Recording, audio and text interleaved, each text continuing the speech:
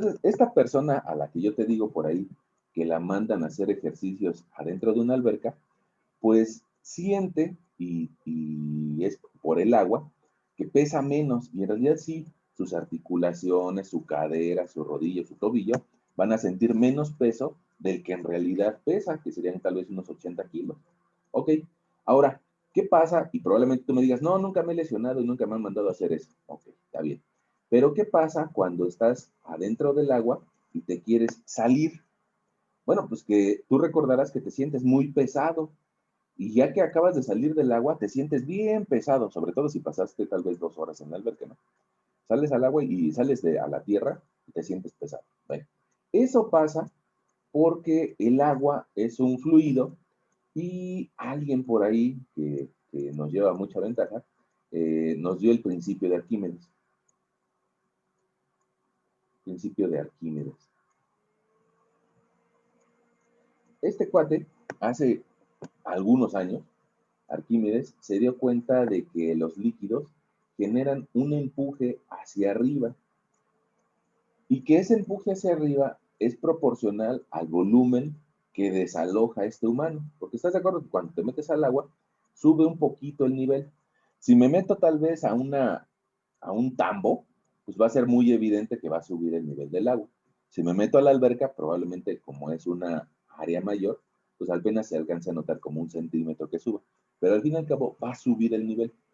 Si nos metemos muchas personas a la alberca, bueno, pues evidentemente que va a subir más el nivel. Ahora, desaloja una cantidad de líquido. Entonces, el principio de Arquímedes te diría, un cuerpo sumergido, llámese una persona o cualquier otro cuerpo, un cuerpo sumergido en un líquido va a experimentar un empuje vertical ascendente, o sea, una fuerza hacia arriba, un empuje vertical ascendente, igual al volumen del líquido desalojado.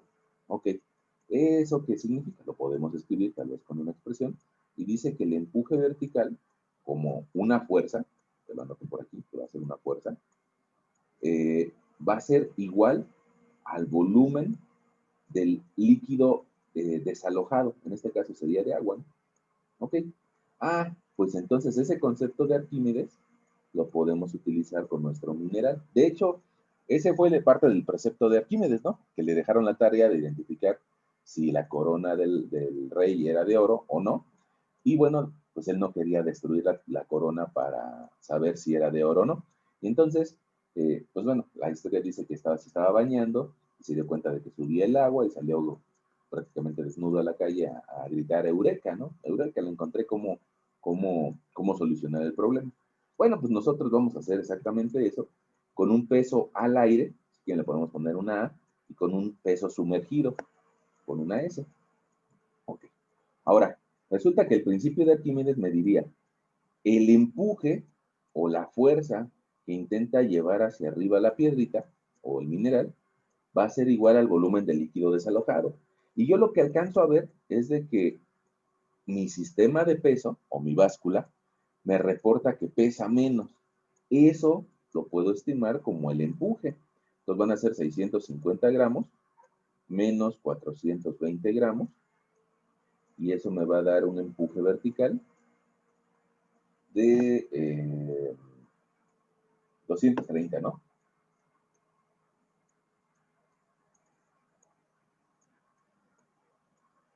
230 gramos hacia arriba. 230 gramos que está cargando el agua. Ok.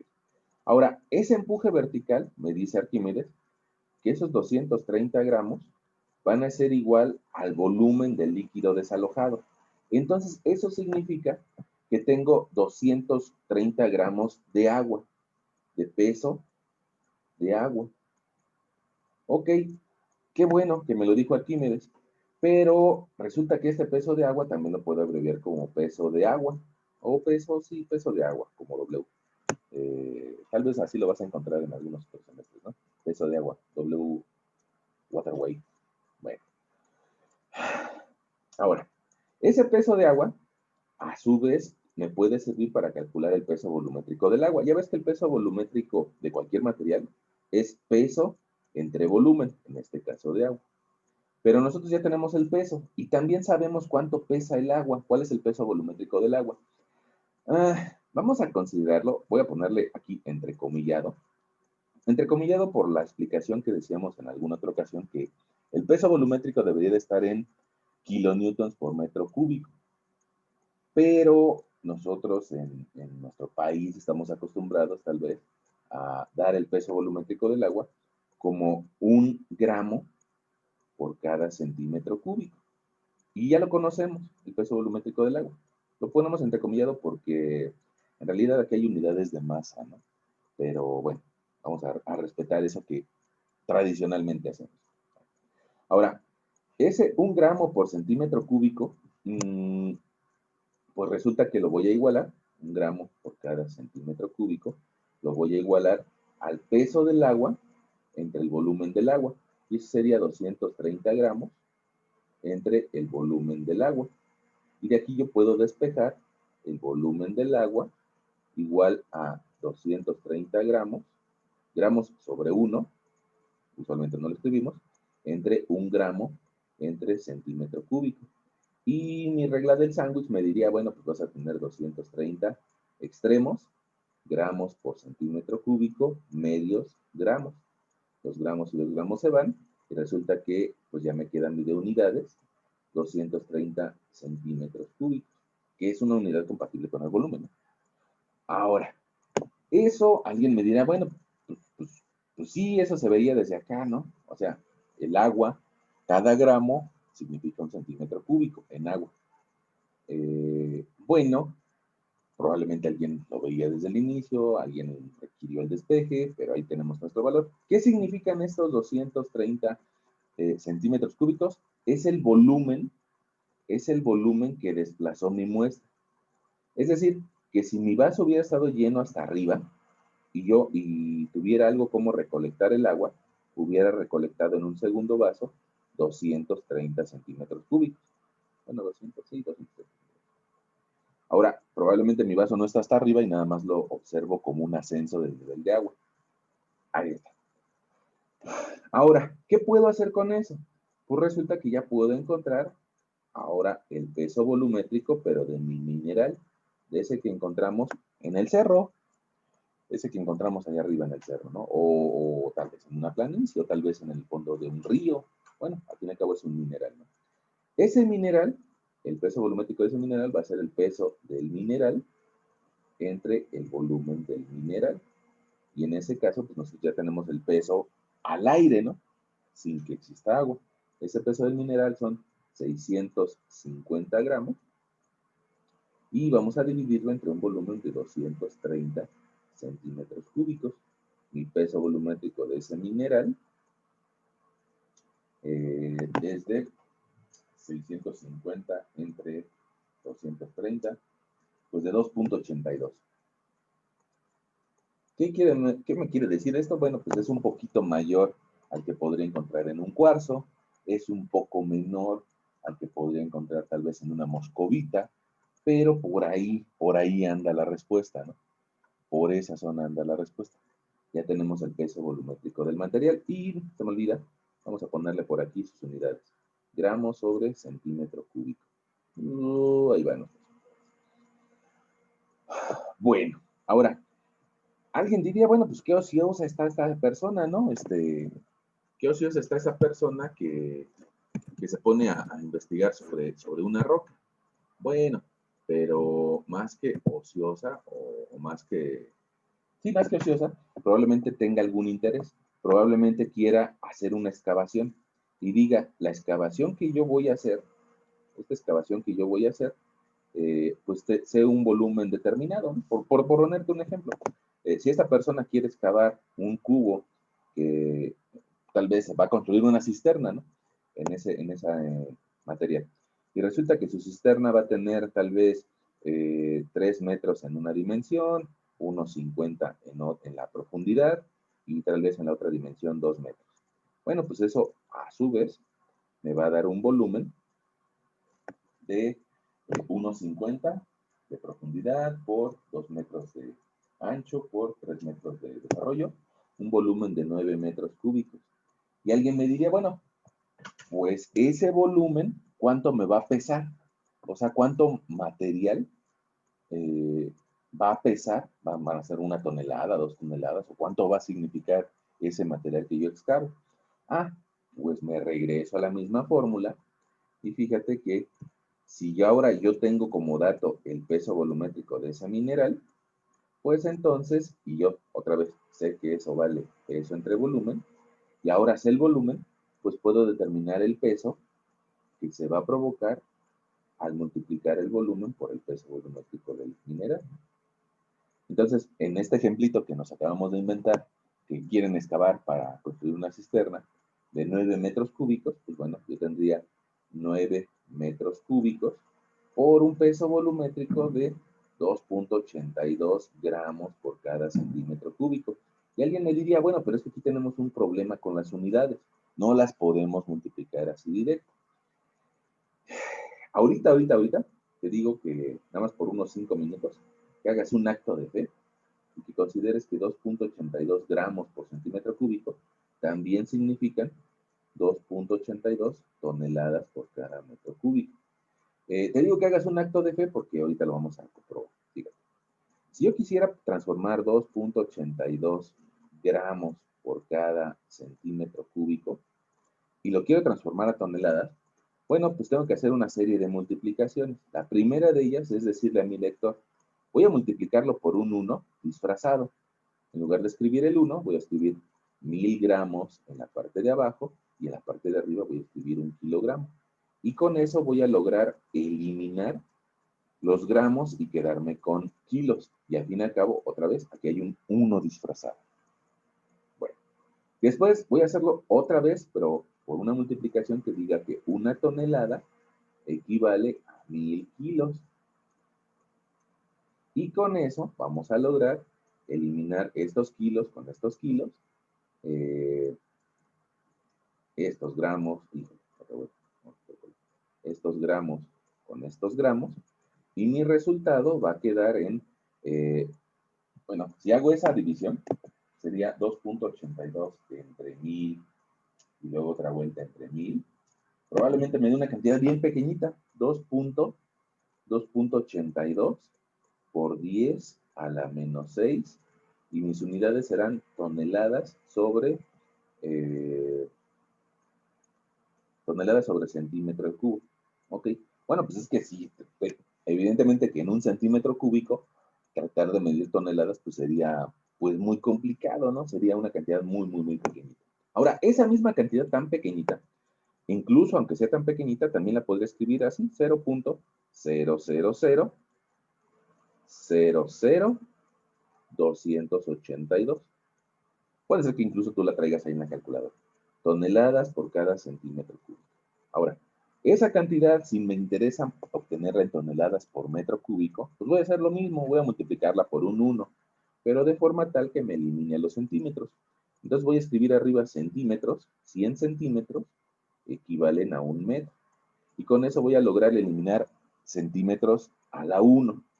Lo vuelvo a hacer o por otros 100 centímetros sobre 1 metro, y me va a eliminar centímetros al cuadrado, y lo vuelvo a hacer otra vez por 100 centímetros entre 1 metro, y eso me va a dar que voy a poder eliminar los centímetros cúbicos, 1 con 1, 2 y 3. Y esa cantidad tan pequeñita que era 2.82 por 10 a la menos 6, pues ahora la tengo que multiplicar por 100, y otra vez por 100, y otra vez por 100, y resulta que me vuelve a dar 2.82, pero ahora con unidades de toneladas sobre metro cúbico. Entonces, por eso yo te decía que hicieras un acto de fe y me creyeras que 2 gramos por centímetro cúbico son 2 toneladas por metro cúbico. Eso pasa en los pesos volumétricos o en las densidades. En las presiones no pasa, ¿eh? En las presiones, como abajo o al cuadrado, ahí sí hay un cambio de valor. Bueno, ahora ya dejamos de, ya ahí lo convertimos y nos quedó claro por qué íbamos a utilizar esas nuevas unidades. Y con estas nuevas unidades, pues ahora sí puedo calcular el peso que van a generar la excavación de esos 9 metros cúbicos. 9 por 2.82 me va a dar un peso de 25.38 toneladas. Y entonces, pues habrá tal vez que buscar una herramienta, una maquinaria que sea capaz de mover ese peso, porque el volumen, pues digamos que está cantado, ¿no? Pero el peso no lo sabíamos. Y en base al peso volumétrico, que es una de las propiedades más sencillas y más comunes que usamos en ingeniería, es que podemos determinar su peso. Digo que es una de las más comunes porque tú la vas a estar utilizando una y otra y otra y otra vez a lo largo de tu carrera, ¿no? A veces vas a meter ahí en esa fórmula el peso volumétrico del agua en materias de hidráulica, a veces vas a meter el peso volumétrico del concreto en materias de estructuras o de acero y prácticamente toda la ingeniería lo vas a estar usando. Bueno, puede ser que alguien diga, no, híjole, quiero saber qué volumen ocupa tal peso. Bueno, pues si quisiéramos saber qué volumen ocupa tal peso, vamos a despejar peso es igual a, no, volumen es igual a peso entre peso volumétrico. Y también podríamos encontrar el volumen que genera una cierta cantidad de excavada, ¿no? Bueno, y resulta que si nos regresamos a su guía, si cambiamos de pantalla y nos vamos a su guía, aquí está, pues es el tipo de problemas que te vas a encontrar en esta zona de preguntas, ¿no? Fíjate que te dice, determina el peso específico de un mineral que pesó al aire tantos gramos y sumergido tantos gramos. Y otro igualito abajo, ¿no? Incluso el de abajo está, te dice, no te da el peso sumergido, sino que te dice, desplazó tantos centímetros cúbicos de agua. O sea, directo ya te está dando el volumen, ¿no? Nada más hay que dividir peso entre volumen. Ok, ahora, tal vez los siguientes problemas dice, oye, ¿qué volumen de agua desplaza un mineral que pesa tanto? Nada más hay que estar jugando con la formulita, despejándola de una forma o despejándola de otra. Ahora, último comentario. Alguien que pudiera ver nuestro video se podría quejar de que eso en realidad no es peso volumétrico porque tiene gramos por centímetro cúbico. Y bueno, vale la pena hacer esa aclaración. En realidad esos 2.82 gramos sobre centímetro cúbico, al ser los gramos una unidad de masa, pues en realidad lo que estamos midiendo no es peso volumétrico, sino densidad. Y habría que multiplicarlo por la gravedad para encontrar peso volumétrico. Pero te decía, como nuestra forma, tal vez latinoamericana, de manejar los pesos es en kilos y en gramos y en toneladas, pues no estamos acostumbrados a manejar el peso volumétrico en 27.6 kilonewtons por cada metro cúbico. Pero al fin y al cabo es lo mismo, ¿no? Nada más en uno sí incluimos la gravedad y en el otro no. ¿Por qué te lo expliqué entonces así como te lo expliqué? Mira, porque en tu guía te dice que el material pesó gramos. Si nosotros nos pusiéramos especiales y quisiéramos corregir a la persona que hizo esa guía, le diríamos no, un material que tiene de masa 525 gramos. Pero te decía, es parte de nuestra vida común y corriente cotidiana que manejamos los gramos como si fuera peso. Nosotros vamos a la tortillería y le pedimos, me da 500 gramos de tortilla. No le decimos, me da 3 newtons de tortilla. No me va a entender, me va a mandar al diablo. Bueno, igual cuando pedimos cemento, ¿no? Pedimos 1 tonelada de cemento. No pedimos 10 kilonewtons de cemento. Entonces, tenemos esa gran costumbre de manejar los gramos como si fuera fuerza. Eso nos va a costar pues, muchos años en transformarlo. Inclusive hay personas que se ponen tercas, esa es la expresión terca, y que te dicen, no, pues es que para mí son kilogramos fuerza, y le agregan una F, ¿no? Kilogramos fuerza. Y entonces, para mí la fuerza está dada así en kilogramos fuerza. Y también lo vas a encontrar por ahí en alguna literatura, ¿no? Kilogramos fuerza.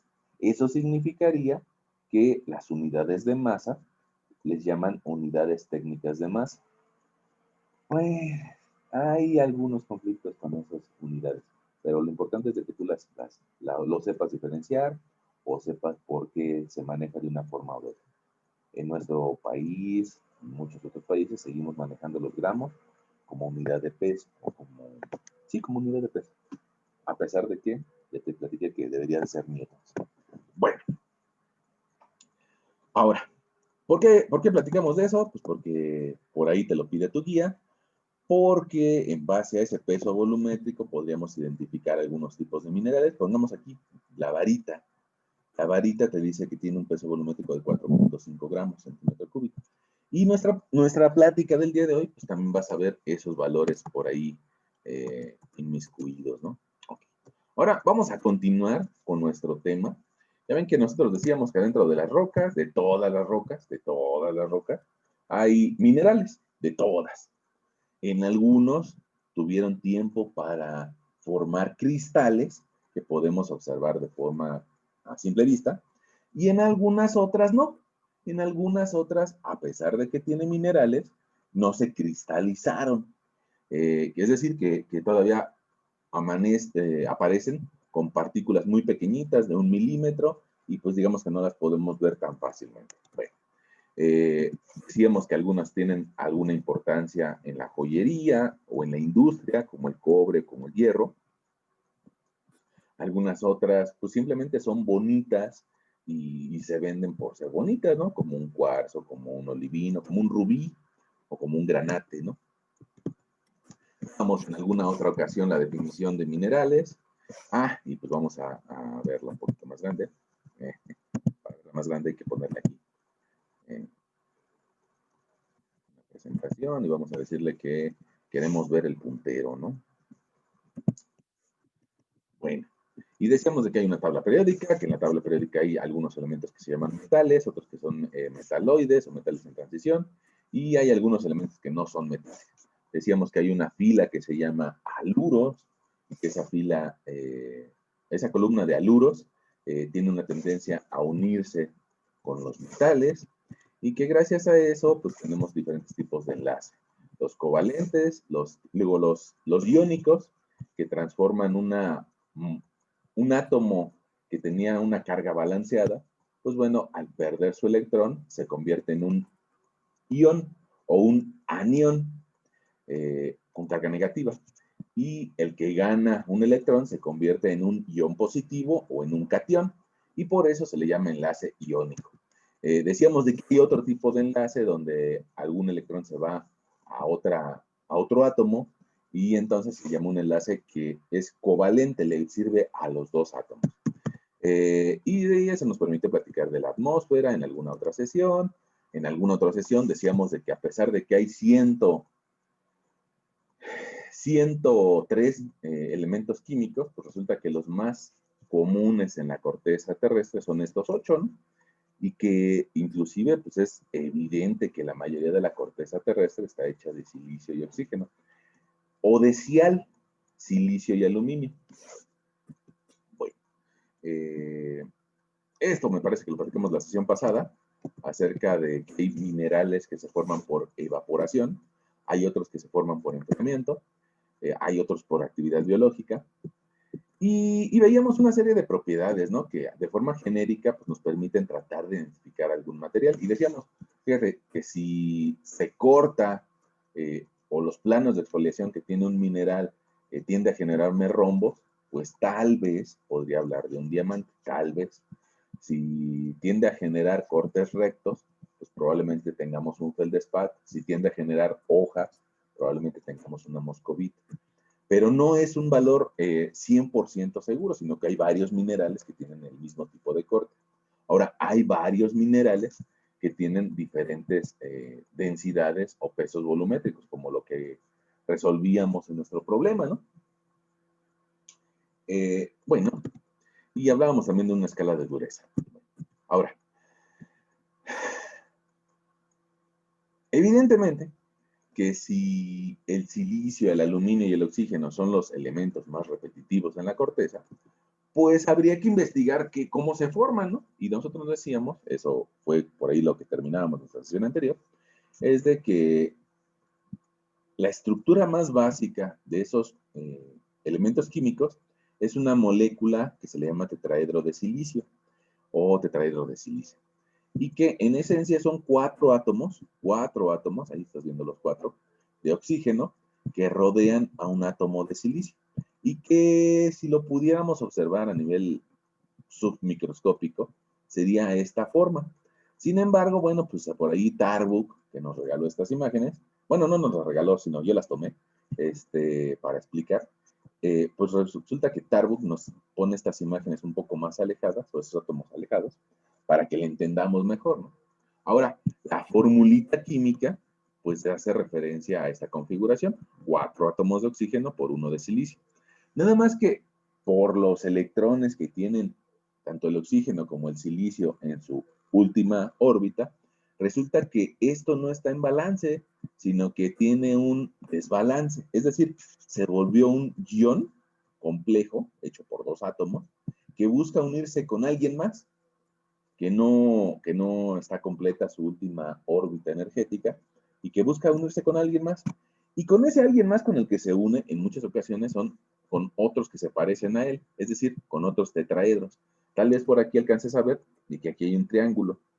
Este triángulo es el mismo tetraedro del cual hablábamos, pero que aquí se unió con otro tetraedro, y este otro tetraedro a su vez se une con otro tetraedro, y con otro tetraedro, generando una serie de cadenas o una línea de tetraedros. Fíjate que de forma aislada, nosotros podríamos encontrar tal vez la unión de este tetraedro con magnesio o con hierro, y eso nos da origen a un mineral que se llama olivino. El olivino cristaliza a temperaturas pues de 1200 grados centígrados, tiene colores verdes, tiene una fractura concoidea, es decir, cuando se rompe no se ve un plano definido de exfoliación, y tiene poca durabilidad en la corteza. Sin embargo, si se unen los tetraedros de silicio, probablemente ya tengamos un piroxeno que cristaliza a una temperatura menor. Y si se siguen uniendo más tetraedros de silicio hasta formar una cadena doble, probablemente ya tengamos un anfíbol y cristaliza a una temperatura menor. Consecuentemente, después podríamos tener una mica con una estructura laminar a nivel atómico, ¿no? Evidentemente que nosotros a simple vista no podemos ver esas estructuras a nivel atómico. Son demasiado pequeñas. Así como si quisiéramos ver a la galaxia Andrómeda a simple vista, ¿no? Tampoco lo podemos hacer. Resulta que estamos limitados para dimensiones muy grandes o muy pequeñas. Bueno, ahora, yo te decía eso, que tetraedros simples forman olivino, con hierro y con magnesio. Si se vuelven cadenas lineales, forman piroxenos. Si se vuelven cadenas dobles, forman anfíboles. Si logran hacer una superficie o una lámina, me van a dar biotitas o moscovitas. Si logran hacer un elemento ya tridimensional, pues me va a terminar generando un cuarzo.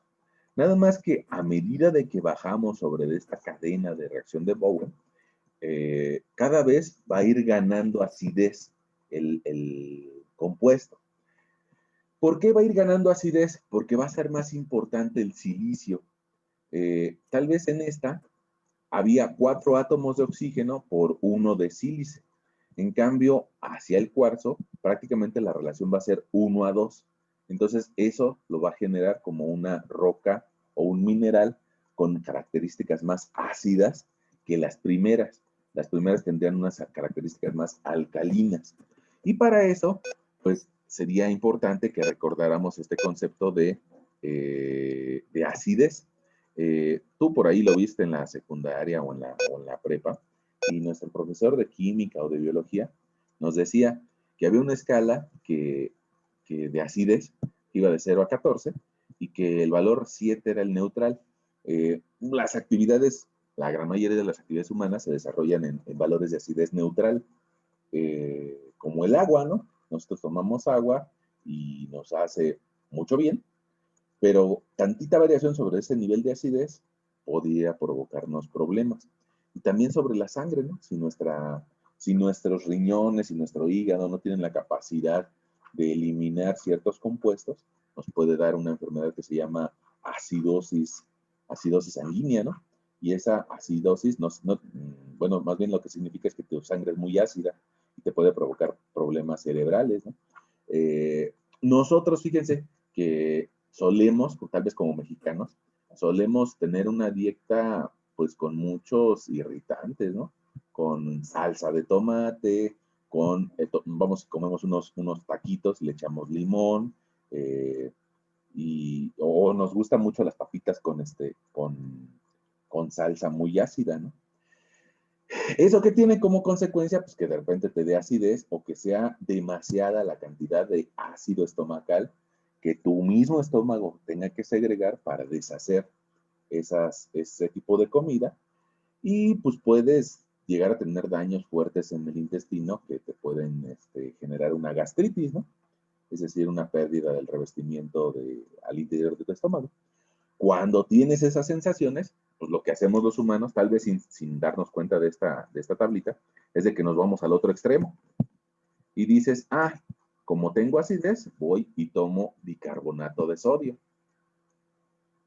Bicarbonato de sodio, o voy y tomo alguna pastilla de las comerciales como tipo Pepto-Bismol o un antiácido, ¿no? Caupetate, caolín, caumicin o algo así. Entonces, como consumimos demasiado ácido, nos vamos al extremo opuesto. Ahora, sería más fácil si entendiéramos la naturaleza, donde hay que tratar de comer productos que tengan mucha agua, ¿no? ¿Qué significa eso? Pues tratar de comer frutas y minerales que contengan una muy buena cantidad de agua. Por ejemplo, pues tal vez no sea tan fácil identificar para nosotros, pero pues una jícama tiene un montón de agua, ¿no? Y no tiene tanta variación con respecto al pH, como sí lo tiene, pues unas papitas. Y los dos son, pues, intermedios, ¿no? Bueno, ahora, si nosotros quisiéramos limpiar la cocina o limpiar el baño, pues nos vamos hacia una solución alcalina, es decir, un cloro. El cloro que queramos que más bien es agua con hipoclorito de sodio diluido, ¿no? Lo que nos venden en la tienda. O un jabón, está hacia el lado de las alcalinas.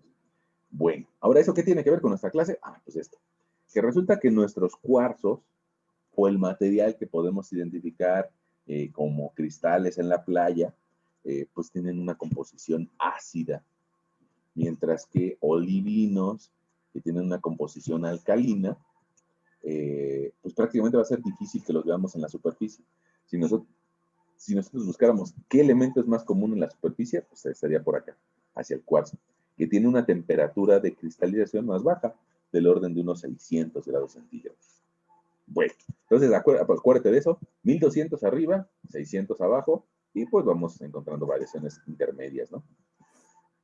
Ok, ahora, una gran cantidad de los elementos o de los minerales que vemos en las rocas son plagioclasas.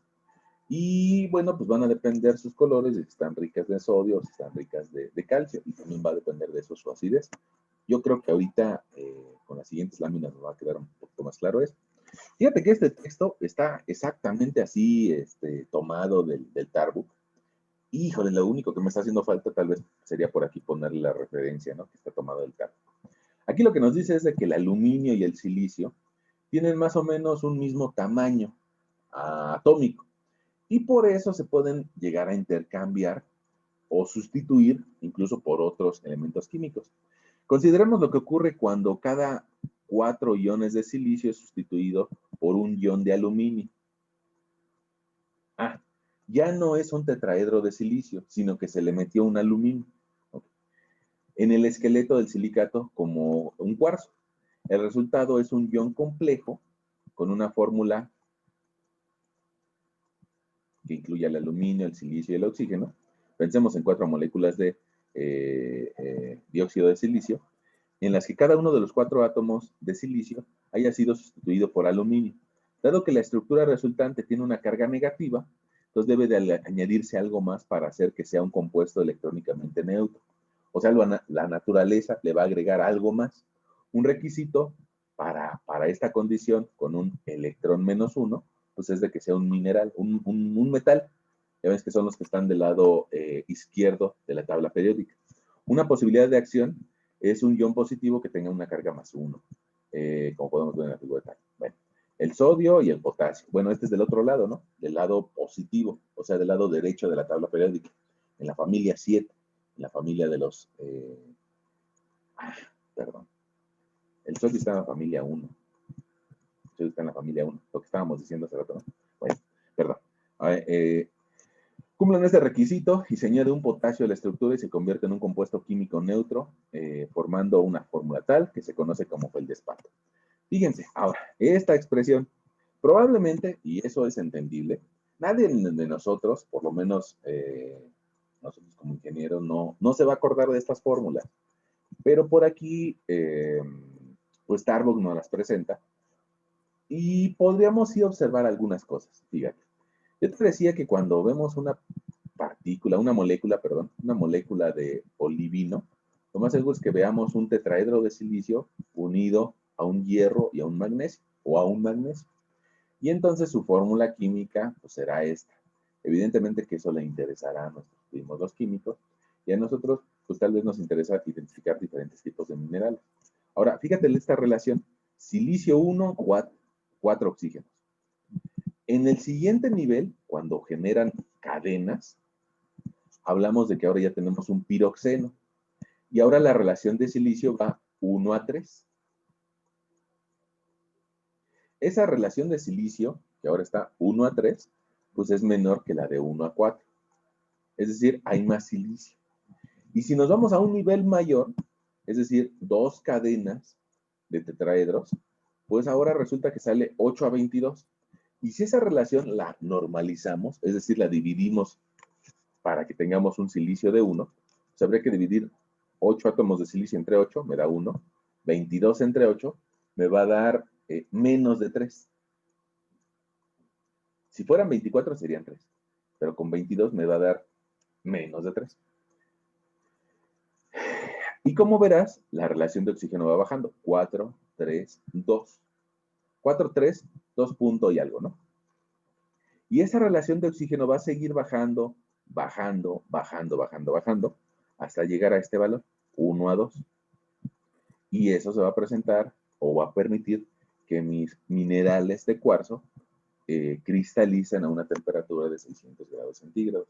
Esta misma tabla, es exactamente la misma tabla, ese mismo orden, es el que nosotros veíamos por acá en la serie de reacción de Bowen. Y por ahí vas a ver algún videíto que te voy a mandar acerca de la serie de reacción de Bowen, de algún canal de geología que hay en YouTube, y que te va a dejar más claro eso. Bueno. Ahora, resulta que como pongamos estas micas me tienden a generar láminas, es decir, una superficie de moléculas de tetraedros de silicio, pues entonces cuando las corte tienden a generarme eso, láminas o escamas que se van repitiendo una encima de la otra, y que me permiten identificar tal vez a una moscovita. También tienen como característica que son un poco brillantes. Los olivinos pues tienen, bueno, los de acá, los minerales de acá arriba, que al fin y al cabo, eso es importante, que son silicatos, todos estos son silicatos, todos dependen del silicio y del oxígeno. Bueno, pero los de acá arriba, al tener una mayor alcalinidad y por los elementos químicos que tienen, hierro y magnesio, tienden a darte colores oscuros, mientras que los de abajo tienden a darte colores claros. Aumenta la presencia de silicio, baja la presencia de oxígeno. Bueno, y llegan a un elemento bien importante, los feldespatos. En los feldespatos, que era lo que nosotros leíamos en el texto, prácticamente está la mitad de los minerales que vemos en las rocas. Algunos de ellos son de compuesto potásico y les va a permitir tener una mayor acidez, y otros son de calcio y se llaman plagioclasas, calcio o de sodio. Esos feldespatos, fíjate, me voy a permitir regresar unas imágenes, unas láminas. Es como este, ¿no? Es como este, un feldespato, que me permite encontrar cortes a 90 grados, que en realidad pues no es una roca, digamos, bonita, ¿no? Sino que es una roca pues bastante común. Ahora, estos feldespatos, vas a ver la siguiente, bueno, un par de diapositivas después, mira, aquí me gustaría que vieras esta. Los feldespatos son o bien ortosas o bien plagioclasas. Las plagioclasas tienen sodio. Bueno, tienen calcio, perdón. Calcio, mientras que las ortosas tienen potasio. Vamos a regresar para que nos quede claro. Ortosas, potasio. Ortosas, potasio. Plagioclasas, calcio y sodio. Okay.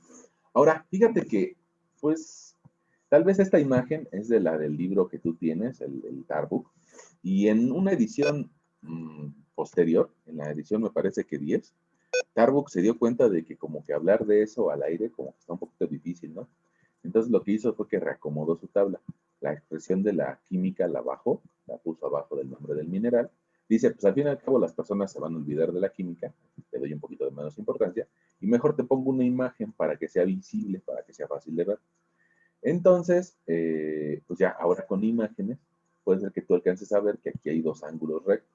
Tú me vas a decir, oiga, profesor, pero es que aquí no hay un ángulo recto. Yo más bien ahí alcanzo a ver un ángulo como de 120 grados. Bueno, pero hacia la cara superior y la que está acostada, ahí sí hay un ángulo recto, ¿no? En cambio, en la de abajo sí se alcanzan a ver estos pliegues de 120 grados. Y atienden, eso es importante que lo tengamos en la mente, atienden a su composición mineral a nivel químico o a nivel de atracción de átomos, ¿no? A qué tipo de moléculas generan. Ahora, esta misma tabla es un poquito más grande, y por eso la dividí en dos, para que tengan una referencia, los primeros tres. Y al igual que la pasada, pues vamos viendo que esos tetraedros de silicio van ganando forma y se dejan de ser una molécula aislada para convertirse en una línea de moléculas y luego en una superficie de moléculas. Y estas superficies de moléculas pues terminan generando láminas. Pongamos, ¿qué significa eso? Que si yo viera una moscovita, fíjense que eso sí las tenemos ahí en la escuela y desgraciadamente pues ahora al estar en la distancia no se las puedo mostrar, pero ustedes se darían cuenta de que se pueden escamar o ir cortando a manera de láminas o escamas. Y eso también te permite pensar que el siguiente arreglo va a ser tridimensional, es decir, láminas encima de láminas encima de láminas, y ese arreglo tridimensional pues ya te lleva a un arreglo como del de un cuarzo, ¿no? Con mayor acidez, con mayor presencia de silicio y un material más duradero que se funde, decíamos, o que se cristaliza a 600 grados centígrados. Ahora, ¿qué característica tiene el cuarzo? Es de que es muy duro, muy, pero muy duro, y eso le permite soportar la erosión incluso del mar. Por eso en las playas vas a encontrar mucho cuarzo en la arena de playa. Eh, también vas a encontrar micas, que son un poco menos resistentes porque está hacia arriba.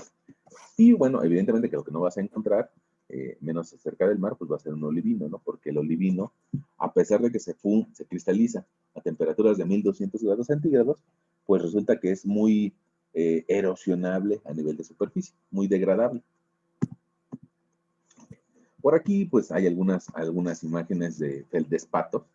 Quedamos que la ortosa tenía potasio y, y las plagioclasas tenían calcio y sodio.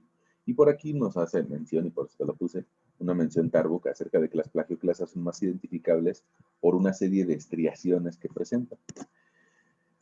Ahora, esta que, aunque sea de rápido, ya la habías visto, es qué porcentaje del volumen de la corteza terrestre representa cada mineral. Y te darás cuenta que las plagioclasas pues, representan un volumen bastante importante, ¿no? Estas plagioclasas y estos feldespatos. Ahora, ¿eso en realidad qué son? Son estructuras tridimensionales con sodio y con calcio y con sodio. Ahora, esas plagioclasas prácticamente ocupan la mitad del volumen de la corteza terrestre. El cuarzo, pues también una muy buena parte, ¿no? Y eso, en general, todos estos me permiten identificar que la gran mayoría de los minerales son silicatos, es decir, dependen del tetraedro de silicio. Sin embargo, nada más existe un 8% de minerales no silicatados. Y sobre esos, pues vamos a hablar en nuestras siguientes láminas, ¿no? En las que siguen a continuación. Ahora, ¿por qué si es tan poquito hay que hablar de ellos? Pues porque estos minerales no silicatados en muchas ocasiones tienen alguna importancia, o bien para la industria, o bien para un cierto desarrollo económico, como puede ser los oros, la plata, eh, algunos sulfuros, algunos carbonatos. Bueno, aquí seguimos viendo silicatos, o sea, derivados del silicio, el caso del cuarzo o el caso de una horblenda. Nada más, ¿qué diferencia podemos observar aquí? Los dos tienen silicio, nada más que la horblenda tiene una tendencia a unirse con magnesio y con hierro, lo cual le da esta coloración oscura, le da un brillo metálico, y en cambio el cuarzo más bien lo logramos ver un poco traslúcido. Y si tiene color, es por la contaminación de algún otro elemento químico. Ya ves que, ya ves que la naturaleza no tiene una supervisión de calidad, ¿no? Entonces, al no tener una supervisión de calidad, pues se juntan con otro tipo de elementos y esos otros elementos le va a dar la coloración. Pero en realidad, pues bueno, la coloración es lo de menos. Lo más importante es que está hecho prácticamente de silicio, un átomo de silicio por dos de oxígeno, el cuarzo. Usualmente te genera un tipo de fractura concoidea, le dicen. O sea, no define bien su fractura, pero va a ser más fácil cortarlo en, en prismas hexagonales. Y decíamos que dependiendo de la estructura interna, pues va a tender a generar la estructura externa. Por aquí tienes un granate, que también sí es un silicato, y que los granates se caracterizan por tener 12 planos de exfoliación o generar dodecaedros. Esos granates tienen una importancia fuerte en el campo de la joyería, pero también tienen una importancia en las lijas. Si tú vas a la tlapalería y compras una lija de color rojo o una lija de madera, te vas a dar cuenta que hay un montón de granates ahí en la lija. ¿Por qué? Pues porque el granate es un material bastante abrasivo, quiere decir que soporta esta fricción contra otros minerales o contra otros materiales y no se desgasta tanto. Bueno, desgraciadamente no todos son silicatos, o afortunadamente no todos son silicatos, ¿no? Siempre hay algún mineral que rompe la regla y pues eso nos presenta por aquí Tarbuk en su tabla 3.2.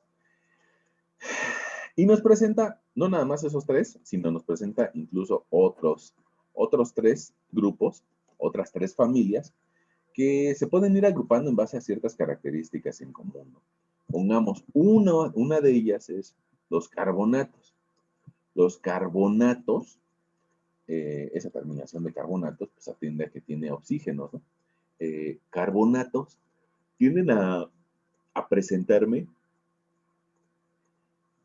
minerales de color claro por la presencia del carbón y el oxígeno. Ya sea que sean calcitas o que sean dolomitas, usualmente van a efervecer ante la presencia de un ácido clorhídrico.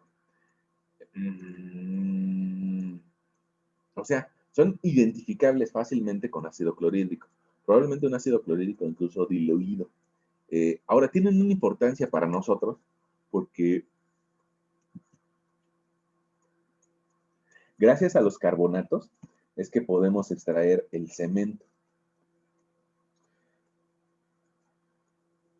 Incluso en la siguiente lámina te muestro algunos, ¿no? Fíjate que aquí tienes una caliza. La roca se llama caliza, la roca. Dentro de la roca, en muchas ocasiones, mira, pongamos aquí, puedes encontrar minerales de calcita. De estas rocas calizas que contienen calcita, es que se pueden someter a un proceso de trituración y extracción de la calcita para generar cemento. Ahora, no solamente el cemento que se utiliza en la construcción, sino también otro tipo de cementos. Probablemente si tú has ido a un dentista, te habrán hecho alguna curación con algún tipo de cemento. nada más que es un cemento especial para dentistas, ¿no? Ok, no solamente existe el de construcciones, ¿no? Bueno, ahora, ese carbonato de calcio, pues por ahí les recomiendo que se metan también a este tipo de páginas, Geología Web, o a Ciencia de Sofá, o a algún tipo de otro tipo de información, ¿no? Para que yo no sea el único que les cuente la historia, ¿no? Siempre cuando nos queremos enterar de un chisme, hay que preguntarle a varias personas, ¿no? Y bueno, pues sí, evidentemente que una de ellas te va a dar una versión y otra te va a dar otra. Y después de escuchar tres versiones, pues ya nos quedamos con un conocimiento más real de lo que pasó. Ahora, ¿qué pasó en la naturaleza para formar esta roca, ¿no? Ahora, esta fórmula química, en esta página o en algún libro lo podemos encontrar. eh, la fórmula química de una calcita es un carbonato de calcio. Nos puede decir algunas características. Fíjate que hace rato nosotros calculábamos el peso volumétrico o la densidad de un mineral cuando teníamos nuestro pizarrón y nos dio un valor de 2.82. Aquí nos está diciendo que una caliza pesa 2.7. Si nuestro mineral pesó 2.82, probablemente tenga algo de caliza, probablemente. Y tal vez sea una caliza con una contaminación, es probable, pero ninguna prueba te va a decir a ciencia cierta, esto es una caliza, sino va a ser una serie de características, ¿no? O sea, que yo tenga un brillo de color vítreo o que tenga colores blanquecinos o transparentes. Bueno, pues entonces ahora sí ya podría estar hablando de una posibilidad de ser una caliza. Ahora, en general las calizas, como roca, son rocas que se generan en un proceso de sedimentación o que se llaman rocas evaporíticas. Son rocas sedimentarias en las cuales se disuelve el carbonato de calcio de otra roca y permite la formación de unas nuevas. Ahora, si se disuelve y escurre el carbonato de calcio, pues eso nos da la oportunidad, o a la naturaleza más bien, le da la oportunidad de generar este tipo de rocas o este tipo de formaciones adentro de cuevas, en donde escurre el agua por miles de años o millones de años, y ese escurrimiento de agua va dejando tras de sí una depositación de carbonato de calcio. Ese carbonato de calcio, digamos que lo alcanzamos a ver como estalactitas, y en la parte inferior como estalagmitas. Y bueno, pues son configuraciones bastante interesantes. Incluso por ahí, hablando acerca de minerales, creo que te mandé un video donde alcanzas a ver unas formaciones de minerales increíblemente grandes, ¿no? De 12 metros de longitud, cuando muchos de nosotros concebimos de que esto, o un cuarzo, mide apenas unos centímetros. Bueno, pues hay otros, ¿no? Hay otros que pueden crecer de tal tamaño que puede ser incluso del doble del tamaño de la persona. Eso decíamos acerca de los carbonatos. Hay otra familia que se llama la familia de los haluros. Y estos haluros vienen de la séptima columna de los elementos A de tu tabla periódica. Fíjate, cloro, fluoro y bromo. Me voy a permitir regresar.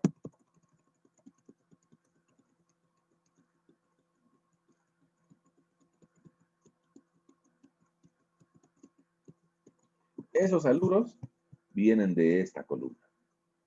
Fluor, cloro y bromo. Y resulta que esa columna tiene una tendencia a unirse con la primera columna de la tabla periódica y a generar sales. Sales. Y otra vuelta, así como en el cemento no hay un solo tipo de cemento, pues no hay un solo tipo de sal. Hay diferentes tipos de sales. Algunas de ellas nos pueden servir para usos medicinales, alguna de ellas nos sirve para cocinar y algunas otras puede ser que tengan algún tipo de uso industrial. Entonces, por aquí nos dicen que pongamos una sal hecha a partir de potasio y sodio, que puede utilizar como fertilizante. Otra sal constituida a partir de flúor y calcio puede ser que ayude a la fabricación del acero.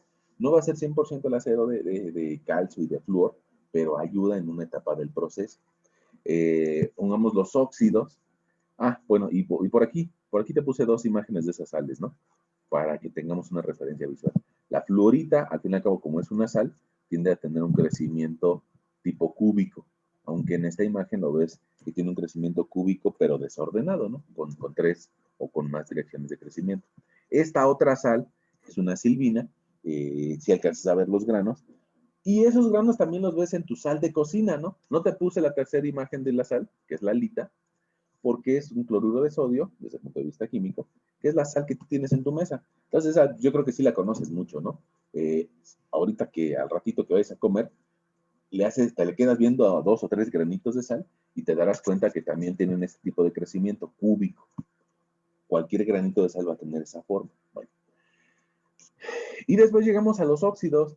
Fíjate que tal vez el óxido más común, el que vemos más frecuentemente, sería un óxido de hierro.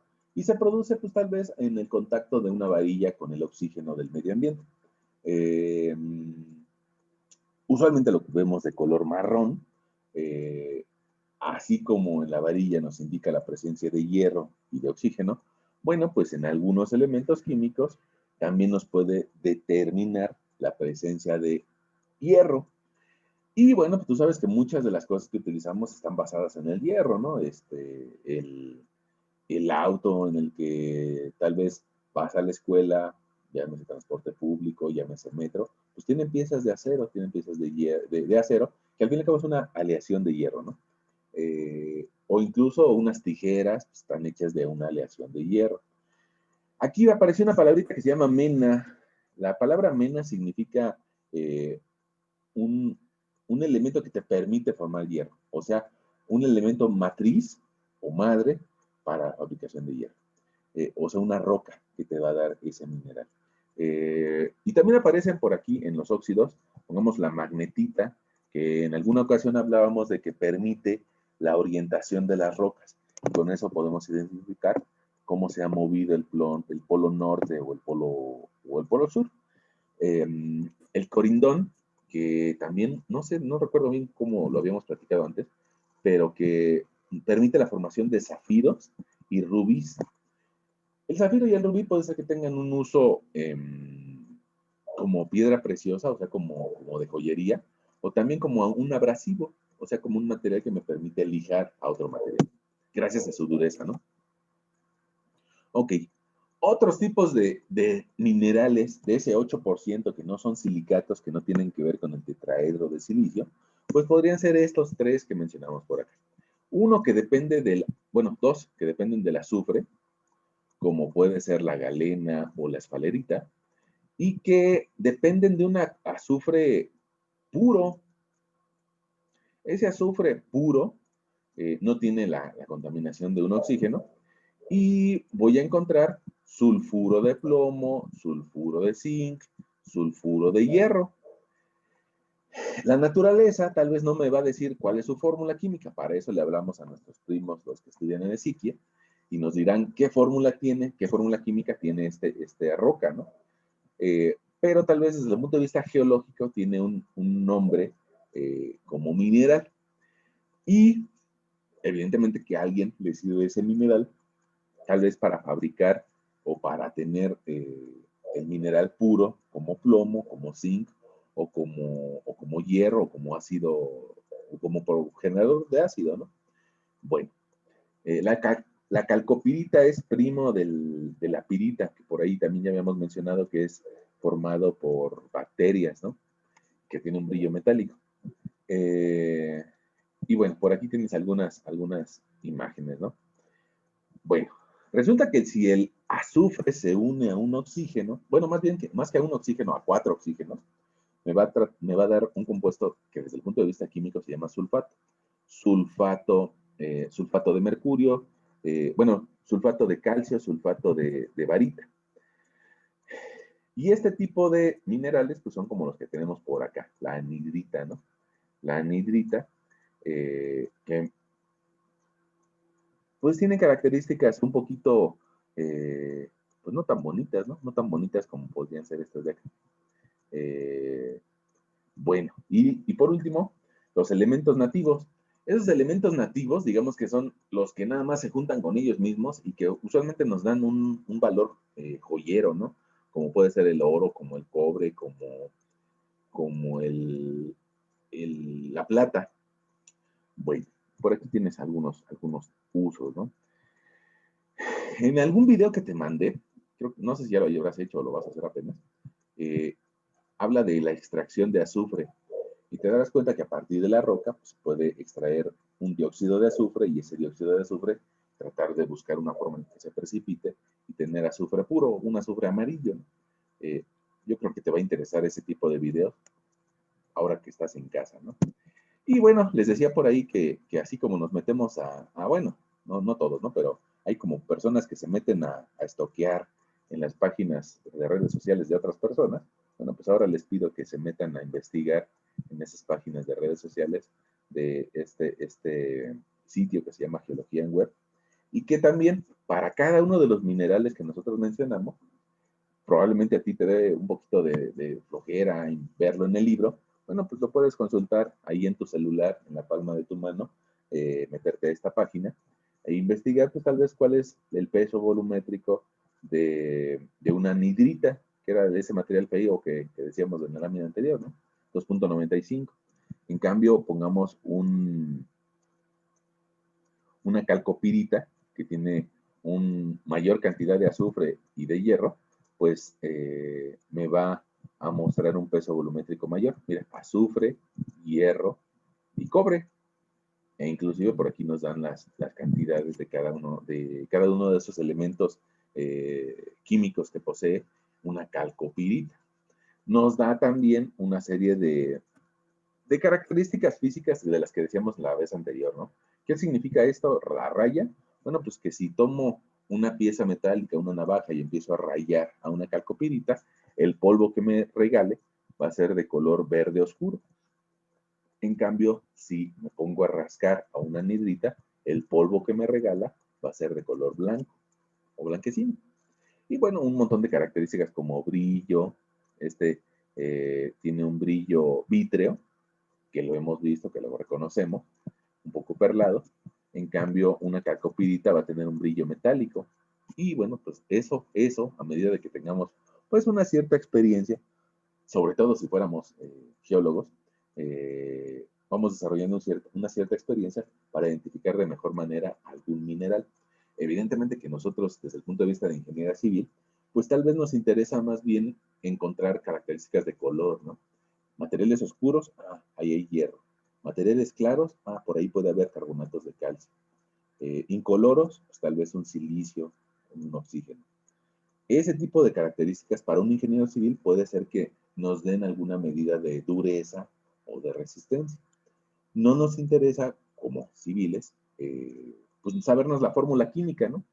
La fórmula química del elemento. Con que sepamos que tiene hierro o que tiene azufre, es más que suficiente. Bueno, me parece que por ahí podríamos dejar nuestra sesión del día de hoy. Por ahí